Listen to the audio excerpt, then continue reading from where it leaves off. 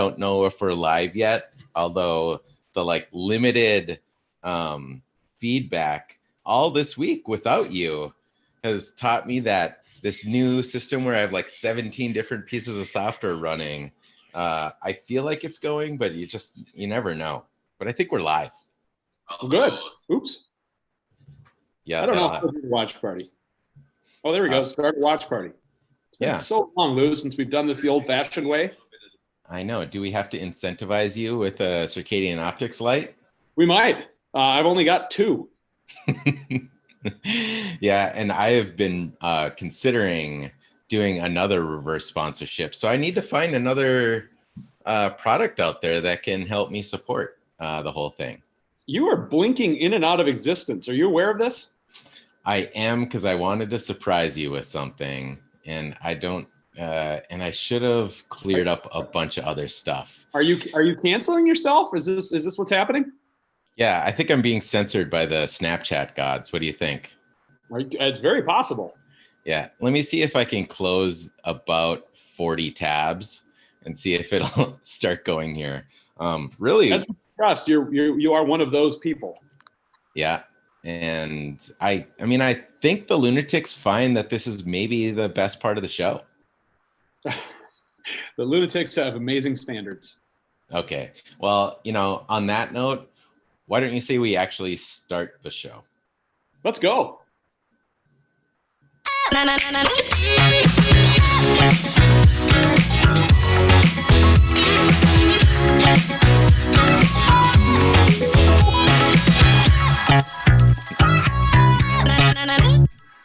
I have been wanting to meet that bat for legitimately months, I guess, at this point. Well, welcome to Hot Lou Happy Hour. I am your host, hotbat.com. I am Bat Loaf, Mike Franklin. Well, I thought we'd finally be able to meet, so maybe we'll kind of come in and out of the bat cave. Yeah, this is really exciting. Wait. Oh, there he goes. Well, maybe we could just do this for the rest of the show. I don't know what's happening here, but technology is doing things to you that I can't follow. What is this get up? Are you a wizard? It's some kind of, you know what? I think once upon a time a wizard mated with a pirate and maybe a biker. Husky. Yeah. Actually, the shaved head works in this context. I said maybe very early on the show that I'd have shaved the head a long time ago if I could grow a luscious beard. Little did I know I had the technology to pretend I grew one. Well, yours, of course, would be a Lucius beard. It's so good to have you back. Says every lunatic. Now what's happening? Now you're on fire. Yeah. Well, it is Hot Lou Happy Hour. You invest in some graphics programming, or what's going on? What happened is specifically Snapchat has a desktop app just called SnapCam. Okay. And this has been available for a while for people with PC, but I run the show with a Mac, sadly. While Macs are, I think, amazing personal computers, they lack some of the really the power for graphics stuff. That's why people don't. We've discussed this because I can't put on a virtual background without a green screen, which you made me a green screen, but it's downstairs in my basement, and I buried the lead. I want you to hear something. Did you hear that? I think I know what I'm hearing, but why don't you? There are, at this moment in time, this is my home. You're seeing inside the palatial estate of Hot Mike number 3 or Mike Loaf, depending on the day. And there are no children in this home, nor is there a dog. What? It's Amanda and me. Oh, wow. Did you guys have like a garage sale? We did. There were some gypsies that came by and they were interested in children, and I couldn't turn them down. Yeah. Well, if you took the first offer, you probably lost in the negotiation. That's probably true. I did get a 0.0000016,984 Bitcoin per kid. So this could work out really well or very poorly for me. Yeah, well, exactly. And, There was another zero in there. we can add it to all of your children have probably more Bitcoin than you do.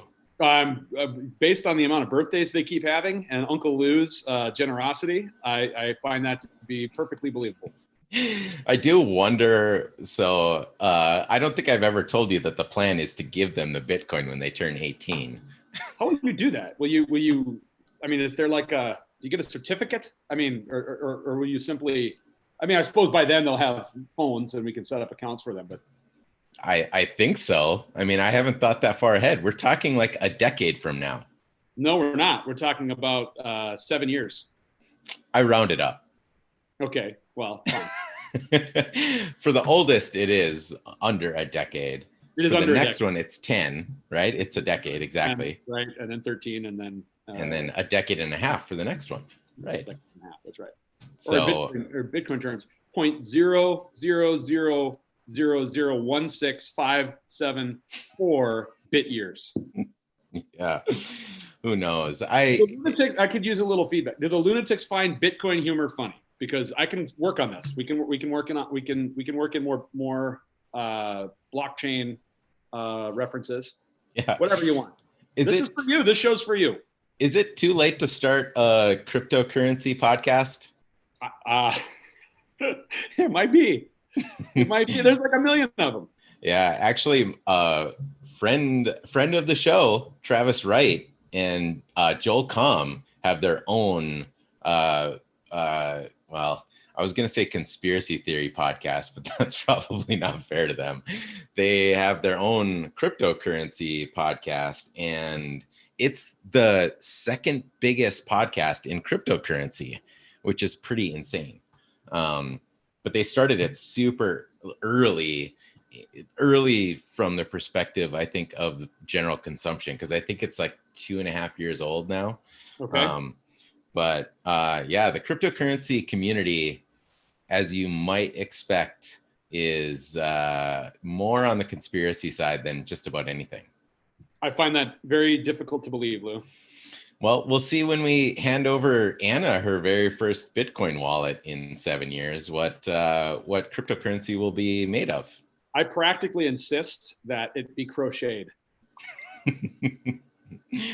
Well, like I said, I haven't been thinking forward to that moment, but I occasionally have thought about the moment I tell them, oh, by the way, you guys have a bunch of Bitcoin now, and who knows, maybe it'll go down to zero.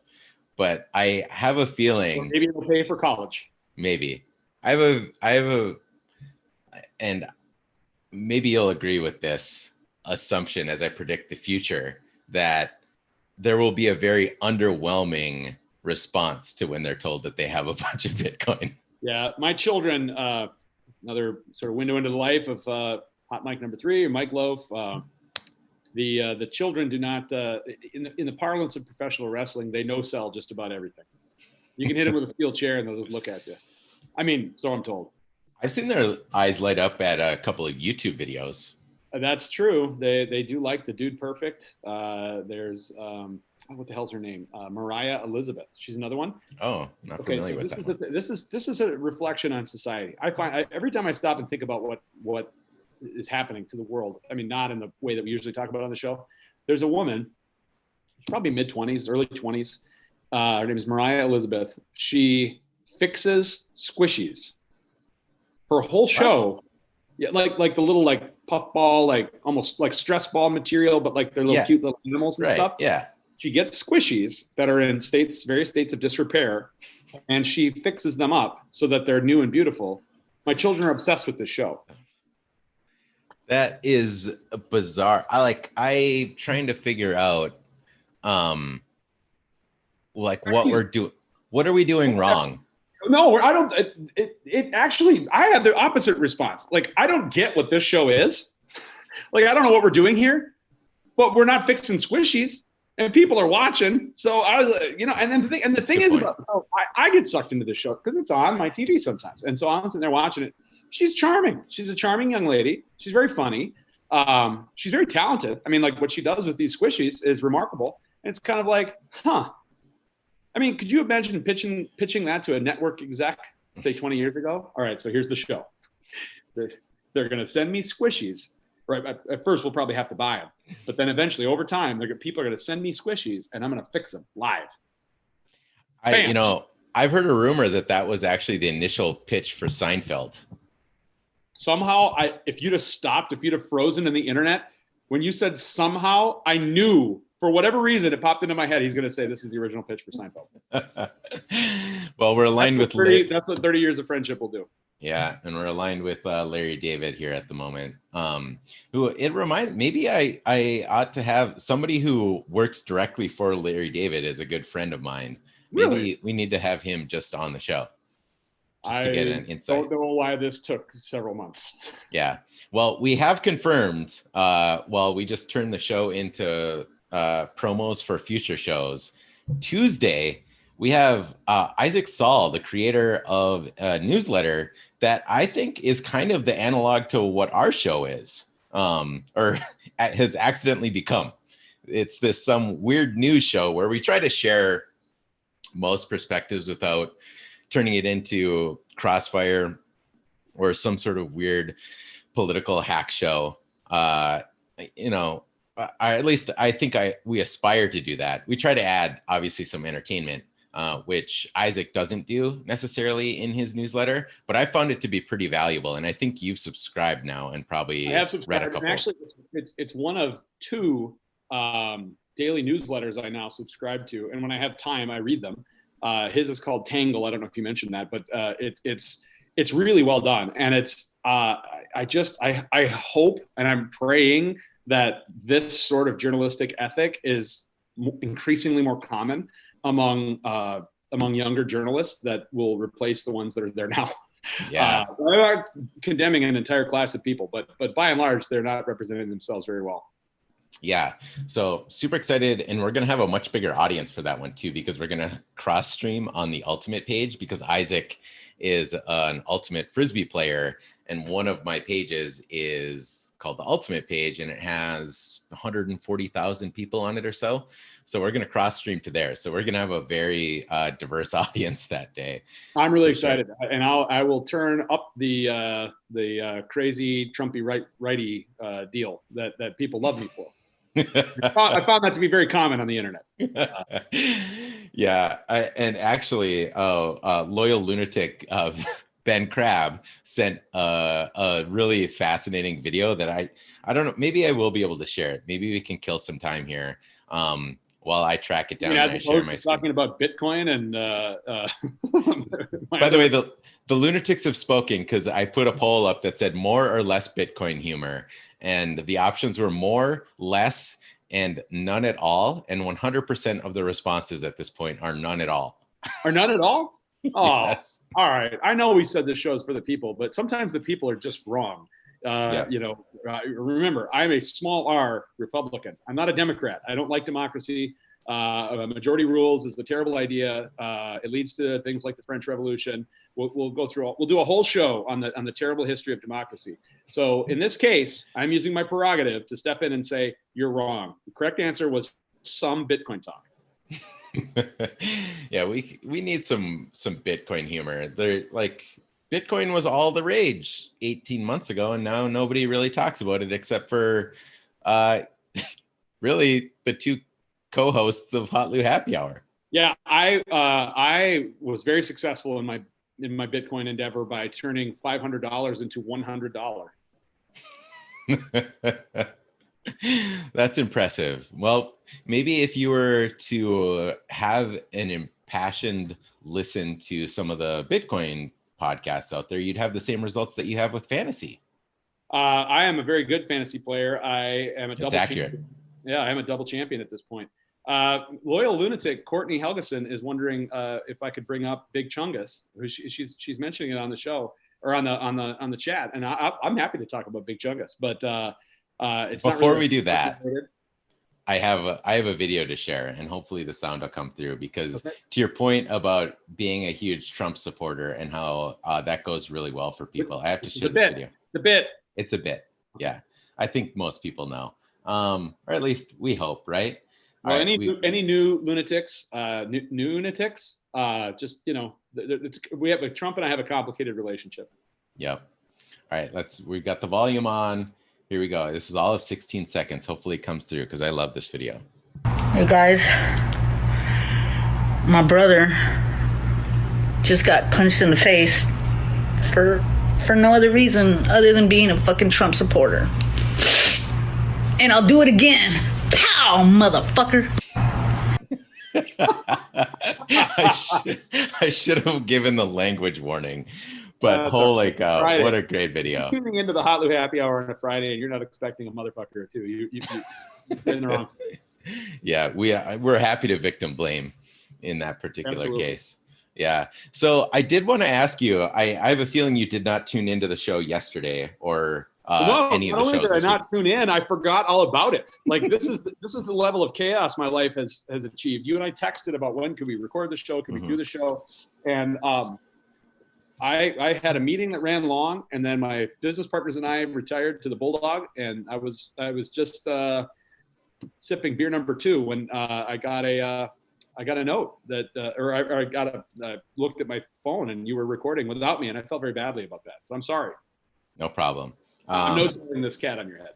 Yeah, this cat actually slightly resembles a cat that once bit through my ear. It does, although this cat appears to have a full tail. That is true. And that cat's name was Casey, am I right? That was the cat. Yeah, I had a cat named Casey. The cat was it's Friday. The cat was a real asshole. It was a terrible cat. And it was so I'm a gullible person, or I can be. And my dad, I'm trying to remember how this went down. One day we came home from school and the cat was just gone. And my sister, who loved this abusive cat, and I don't know if she's watching today, but Chrissy, you can verify this with a comment on the show if you're watching. She loved the cat, even though the cat was probably meaner to her than anybody. She asked where Casey had gone, and Dad said he took Casey to a big farm to live with other happy animals. And I bought it hook, line, and sinker. I mean, to the point where like months or years later, I said, "Where was that farm?" And he looked at me and he's like, "The cat's dead." Yeah. All right. Sometimes I worry that Ruby might suffer the same fate. No, Ruby's my dog. I would never murder a dog, or I might manslaughter a dog, but I'm not murdering a dog. All right. Well, the reason I asked about yesterday's show is, I mean, of all of the days to miss, like yesterday was like, I mean, there was just too much to talk about yesterday. And I felt like I just talked as fast as I could for 50 minutes and I didn't cover everything. But the two things I mostly wanted to talk to you about were really understanding the Supreme Court ruling on Trump's taxes. The question I had, and maybe you've been able to dig into this, is now that the Supreme Court ruled in favor of the Second District Court, meaning that the prosecution is entitled to see the tax returns, what is this? No, it doesn't mean that. It means that they're entitled to seek it. And Trump can still make legal arguments at the district court level. I've not really looked into this terribly closely. Trump's defense was always lutefisk.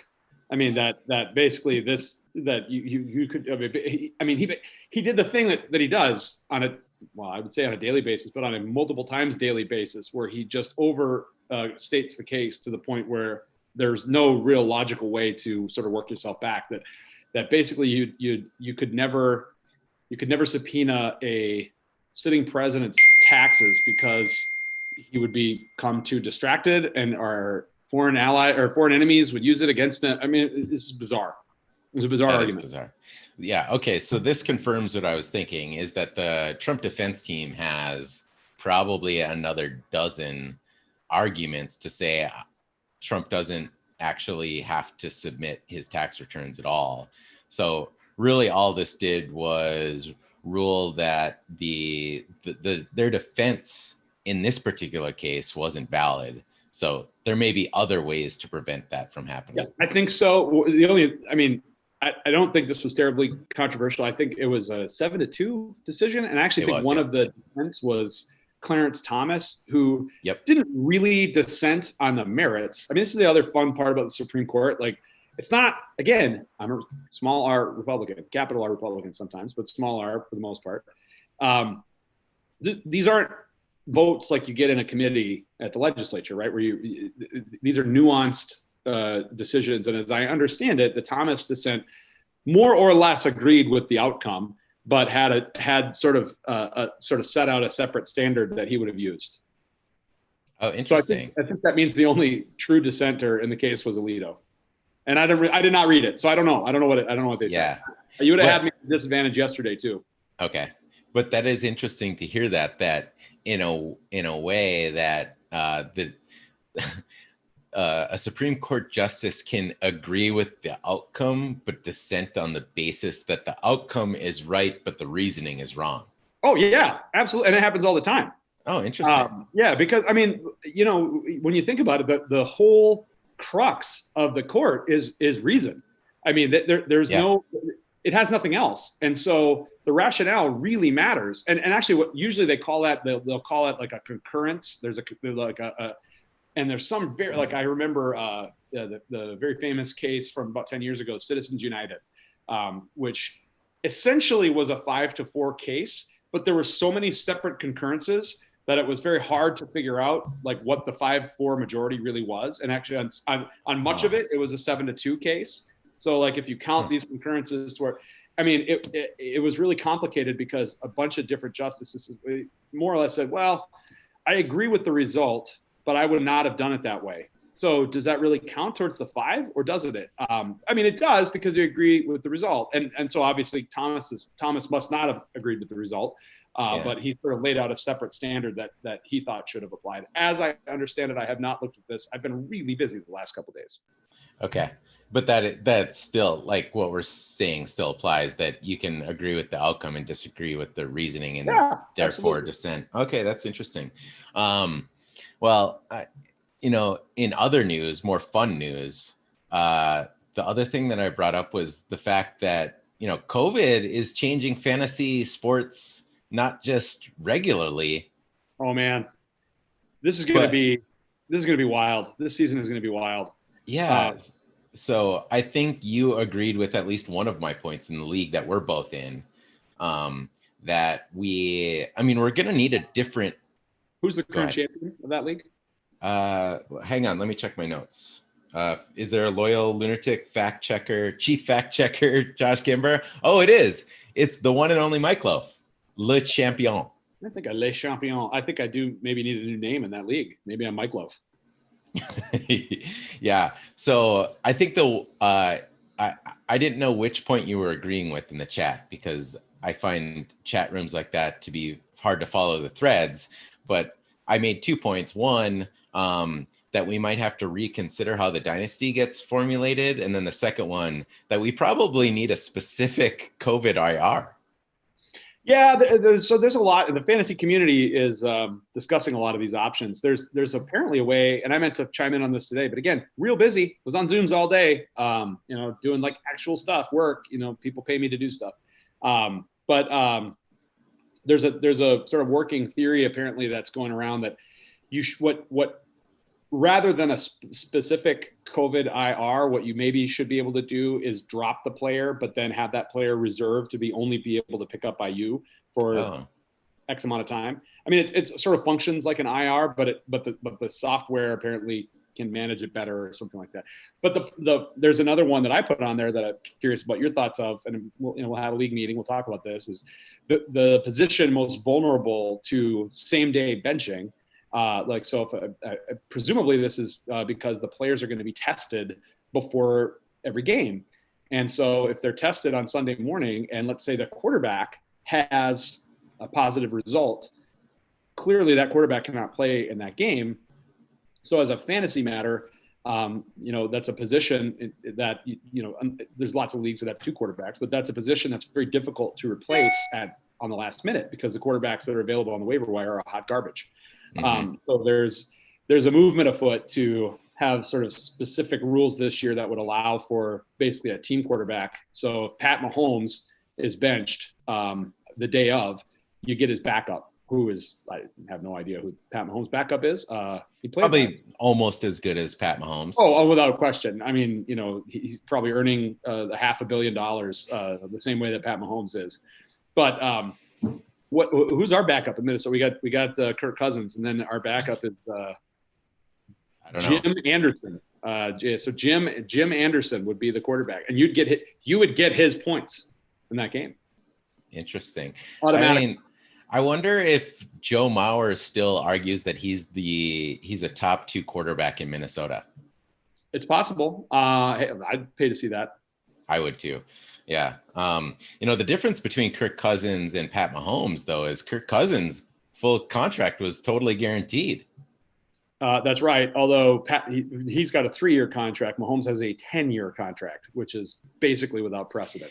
The only other 10-year contract I've seen in sports was Alex Rodriguez, his $250 million contract from the Rangers that the Yankees ended up inheriting. Which the last few years were not very, very good. No. Which is why you don't do a 10-year contract. Yeah.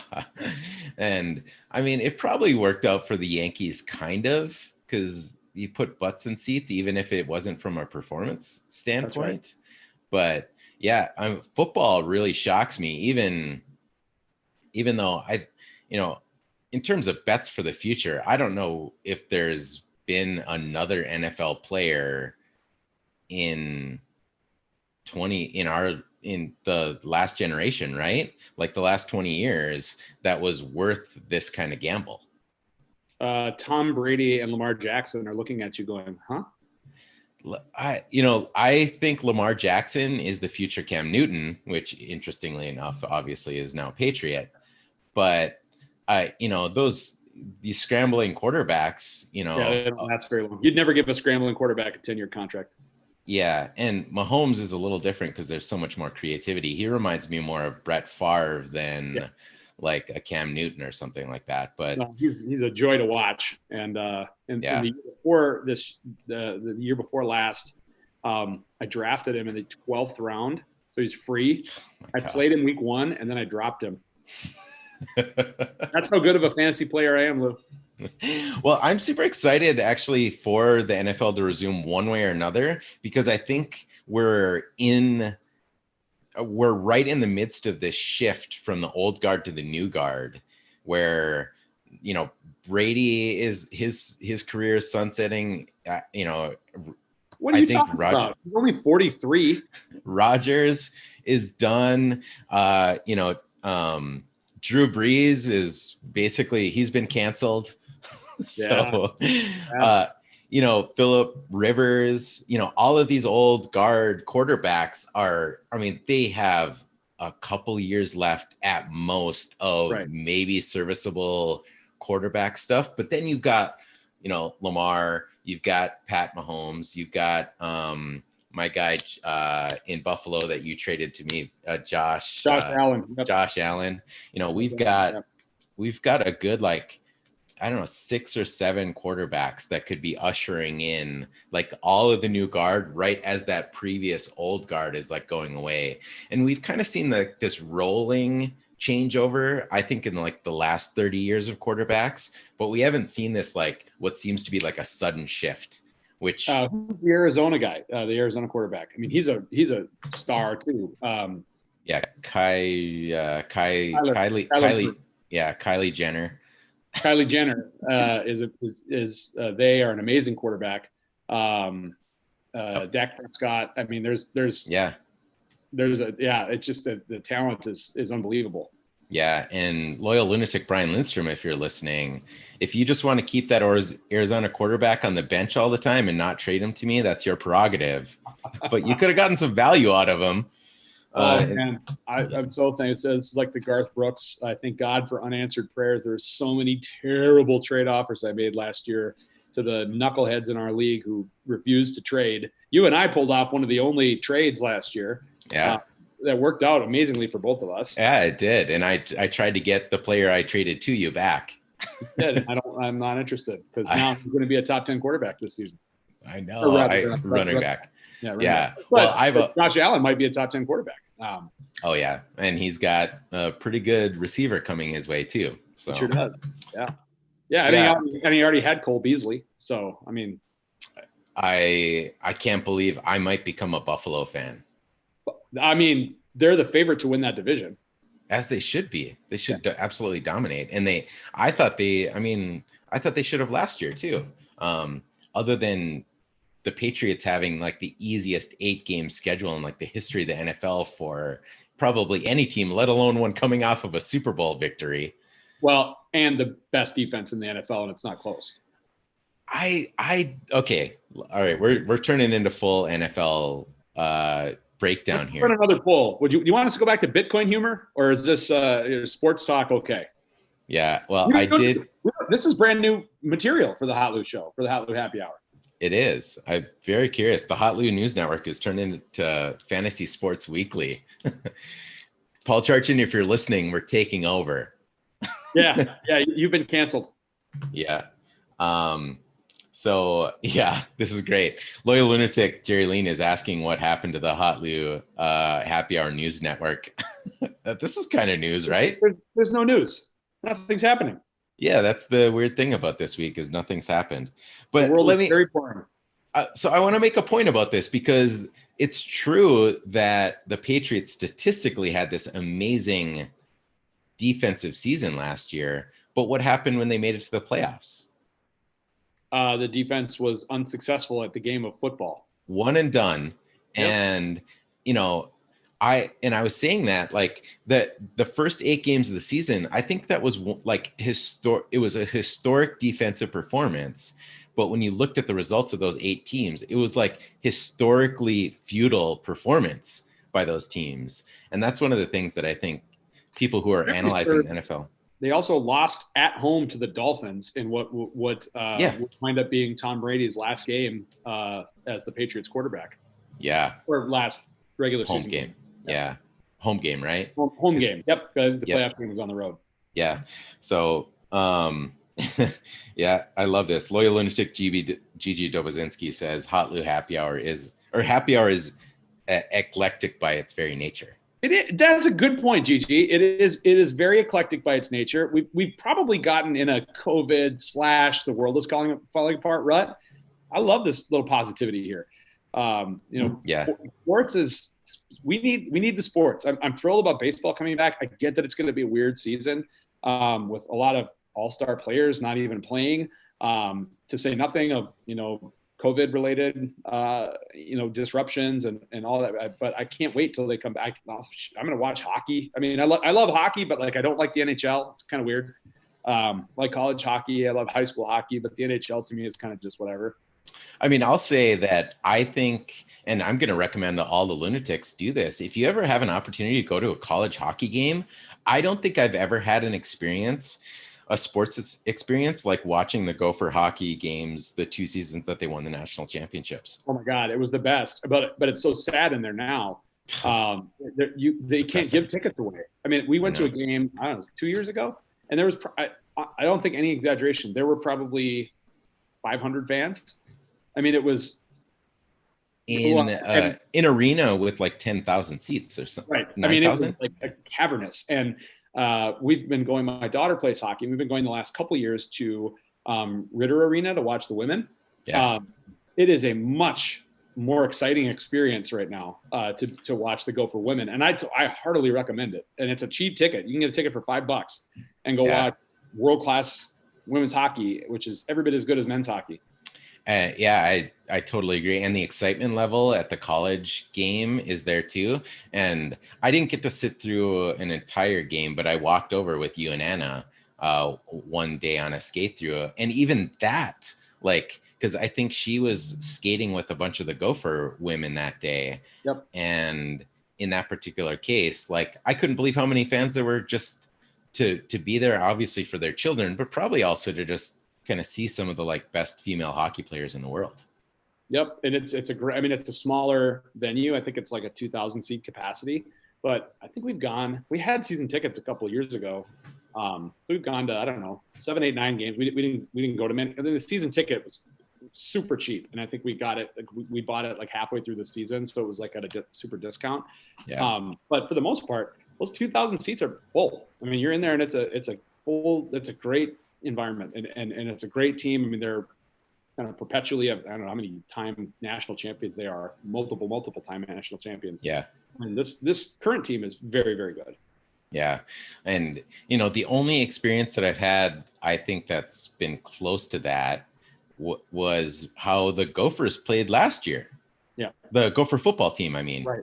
Yep. Like that, it's starting to feel like what the Gopher hockey team felt like in 2001, 2002, 2003. We're starting to feel that. And I talked about it on the show a little bit yesterday, that like how tragic or how apropos is it of a Gopher football history that they go from like this historically positive season, or at least historic from the for the Gophers. I mean, you're talking 50 plus years of of more or less disappointment that they shook off, and followed by 11 games, 11 wins, and a game over a helmet school. And so you took great season, you took great postseason, followed by greatest possible recruiting off season. Yep. Leading into, I don't know if we've talked about this on the show or not, but there was a point in this off season where the Gopher, all the classes are ranked, right? And the Gopher incoming class was not top 5 in the Big Ten, which would have been an accomplishment 5 or 6 years ago. Yeah. Top 5 in the country. Yeah. So you're talking about like success yields success, and the best high school players in the country, many of them they're coming to Minnesota. And so, to your point, this is peak Minnesota sports. Take a pandemic, PJ. Yeah, so I meant to follow up with Chief Fact Checker Josh Kimber or you on this, but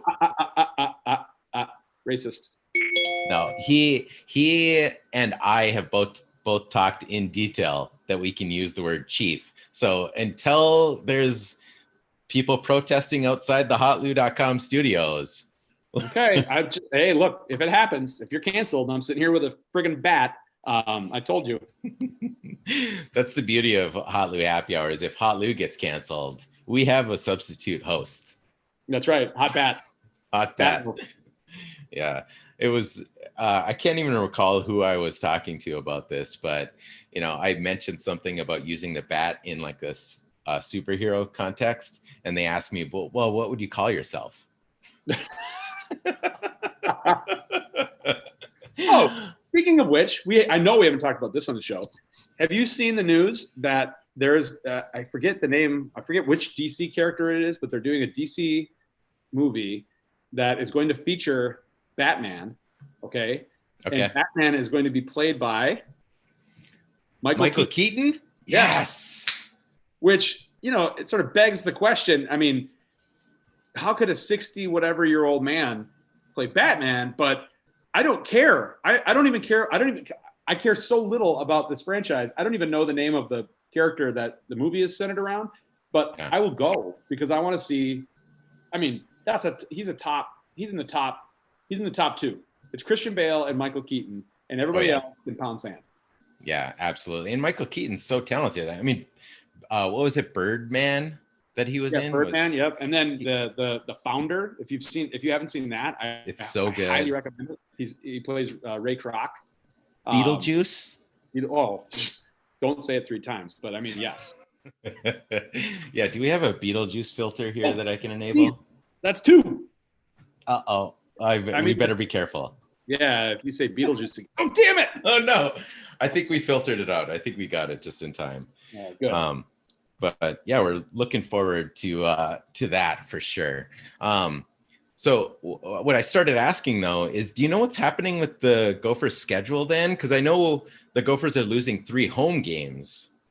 So the Big Ten announced yesterday that there will be no, there will only be conference games, which makes sense from the perspective of probably the different conferences will have different rules with how they're treating COVID. And in any case, it would be a bureaucratic nightmare to try to match up Florida Atlantic's approach to this with Minnesota's, but the chatter today was very depressing. I don't know if you saw that the Texas has canceled high school football for this season. No. Wow. So there will not be high school football in Texas. Wow. Got to be the first time ever. Yeah, and some of those games sell out, or they outsell the LA Chargers. Yeah, the Hot Lou Happy Hour outsells the LA Chargers. But there's a lot of chatter around today that it's starting to look less and less like there will be a football season this year, or at least anything that we would recognize as a football season. I believe the Ivy League yesterday or 2 days ago shifted to they're going to have a spring football season, or at least that's their plan. Okay. So as not loyal lunatic Cannonball said, universities are followers. And so now that some of this is starting to come out, the dominoes, maybe will drop. And actually, early in the pandy, there was a lot of chatter that the Gophers would go to a spring season, which, it makes sense as far as it'd be weird, right, to have January through May or whatever it would be, January through April football. Weather-wise and everything else, it will be very strange. But if it's safer, and if you're sort of betting on the come that that there'll be a virus, or that there'll be a vaccine, or at a minimum we'll just be in a different state of sort of dealing with this. But right. In any case, loyal lunatic Amanda Franklin is very sad right now with all of this conversation, and I'm very sad. I mean, to your point, I mean, this is peak Minnesota sports. And for those of you who are watching, our non-Minnesotans, I believe now that Cleveland, the Cavs have won a title 2 years ago, 3 years ago, whenever that was. Yeah. I believe now the crux is right here on a market that's gone the longest without a champion. And it's even greater than that. So I think of all of the major sports markets that have all four major sports teams. So Minnesota is the longest drought. And that's 30 years. The second longest drought, I think, is only like 10. Yeah. Boston waits like 3 months and they get real mad when they don't have a champion at something. Yeah. And then, and here we are, you and I are old enough to remember the 87 and 91 Twins, but, obviously there are people who are about to turn 30 for whom that is not a thing. Yeah. Unless you're a WNBA fan. That's fair. That's fair. Yeah. Well, it looks like you've got a free household. So I think maybe we can wrap up. Paying for it. What I mean to say is you've got an evening filled with maybe no children. Maybe they're off somewhere else. There's not going to be children. We expressly told the gypsies to just keep them. That even if they start to squeak, it'll stop eventually. So they're gone. And I don't know what we're going to do. We're likely going to watch TV and go to bed at 9:30. Perfect. Well, I'll let you start that evening here, since we're just waxing on the weirdest Hot Lou News Network day of all time. So it's not that weird. We've had weirder. We did start with a bat though, so maybe this is in the running after all. A bat, a cat, a bearded pirate, biker. And I got nothing. I can't even. I got this stinking Mac that won't let me do anything. Thanks, Tim Apple. We'll sort that out. We'll get room in the budget to upgrade your system. But thanks everybody for tuning in to today's Hot Lou Happy Hour. We're going to resume a greater schedule next week. You can check us out on YouTube, on Twitter, on probably here. I don't know. And go to hotlou.com/happy hour to check out a bunch of show notes. Go there. It's free. I mean, it is now. So take advantage while you still can. Yeah, take advantage while you can. Right. We're not charging you yet. All right. Thanks everybody again for tuning into Hot Lou Happy Hour. I'm your host, Hot Lou. I was almost replaced by a bat, Mike Franklin. We'll talk